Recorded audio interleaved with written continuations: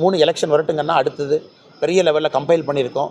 Files 3 கொஞ்சம் கூட்டணி கட்சியெல்லாம் சேர்த்து கவர் பண்ணலான்னு இருக்கோங்கண்ணா. ஏன்னா கூட்டணி கட்சியும் தப்பிச்செல்லாம் போகக்கூடாதுங்கண்ணா. எனக்கு தமிழ்நாட்டில் வர்ற பல டெண்டர் பார்த்தீங்கன்னா அந்த கூட்டணி கட்சியில் எடுத்துக்கிறாங்க. அதனால் கூட்டணி கட்சியை சார்ந்திருக்கக்கூடிய இன்றைக்கி இந்த டெண்டர்லாம் யார் யாருக்கு போயிருக்குன்னு ஒரு பெரிய ப்ராஜெக்ட் போயிட்டுருக்குங்கண்ணா.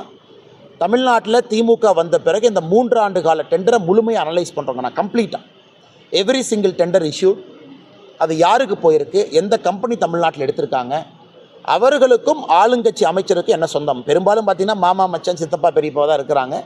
அதை எல்லாம் 2025 ஆரம்பிக்கும் பொழுது மக்கள் மன்றத்தில் வைக்க போகிறோம். அதுதான் டிஎம்கே 1 விட டிஎம்கே 2 ஃபைல்ஸை விட தமிழகத்தினுடைய டெண்டர் அனாலிசிஸ் தான் மிகப்பெரிய ஒரு விஷயமாக இருக்கும். மக்கள் அதை பார்த்தாவே தெரிஞ்சிடும். இவ்வளவு கோடி டெண்டரை கடைசியாக உள்ளூர் அமைச்சரனுடைய மச்சானுக்கு தான் போகும். அதை பார்த்தா நம்ம எல்லோருக்கும் தெரிஞ்சிடும். மக்களுக்கு கொடுக்கக்கூடிய 500 ரூபா பணம் எங்கேருந்து வருதுங்கண்ணா. சரி, நன்றிங்கண்ணா. தேங்க்யூ. பார்ப்பங்கண்ணா.